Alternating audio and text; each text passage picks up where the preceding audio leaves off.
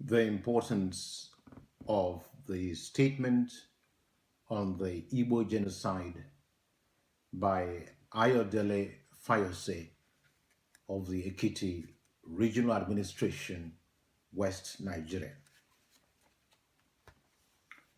The world will not be destroyed by those who do evil, but by those who watch them without doing anything. Albert Einstein.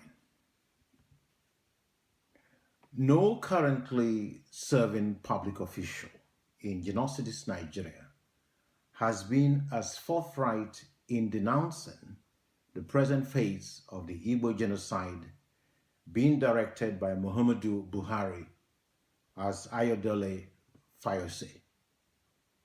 In his latest condemnation, Fayose reminds the world that well over 150 Igbo have been murdered by the Nigerian military under the Buhari regime since August 2015, and notably indicts, quote, "It appears that Buhari has made up his mind to eliminate as many Biafran people as possible, to even justify the killing by claiming, as regime spokespersons have been variously quoted, that Igbo youth's protest was orchestrated in order to mar the first anniversary of Buhari's regime is, to say the least, wicked and animalistic,"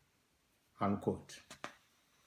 This is contained in the Vanguard, Lagos, 1st of June 2016.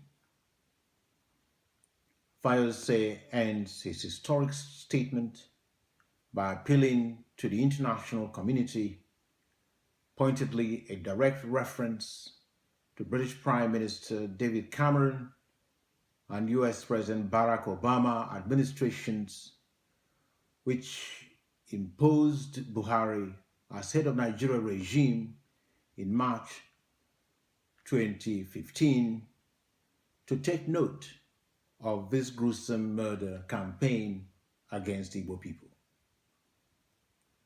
Surely, no one would accuse Ayodele Fayose of overstating this ever-deteriorating grave situation in Biafra.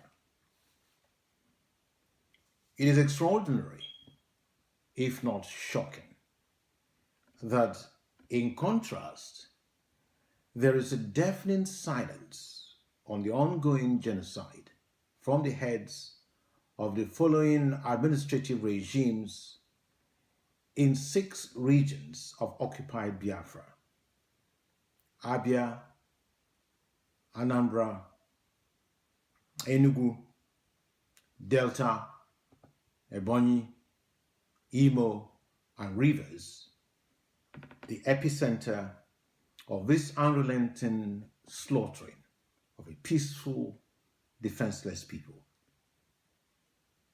Are these so-called leaders not aware of the genocide?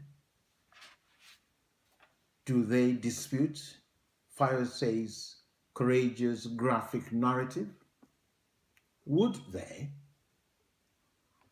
What has happened to those who claim to be leaders from a people who gave the world such literary classics as Things Fall Apart, Arrow of God, There Was a Country, Efuru, Idu,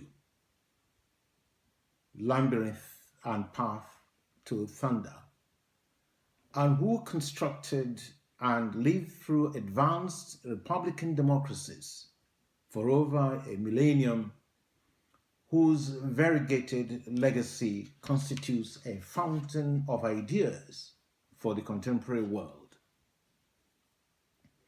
Just what are these officials waiting for to tell the world that their people, Igbo people, are being murdered by a ruthless Nigeria Islamist genocidist regime headed by Muhammadu Buhari, who, during phase 3 of the Igbo Genocide, 6 July 1966 to 12 January 1970, was commander of a genocidist brigade in north central Biafra, slaughtering to the hilt. It is crucial to remind all those involved in the perpetration of the Igbo genocide that Ayodele Fayose discusses, wherever they are domiciled, that there is no statute of limitations in international law in the apprehension, prosecution, and punishment of persons or institutions involved in the crime of genocide. He will seek and will achieve justice for the perpetration of this crime against his people, a crime against humanity. It doesn't matter how long it takes. Igbo people will seek and will achieve the restoration of Biafra.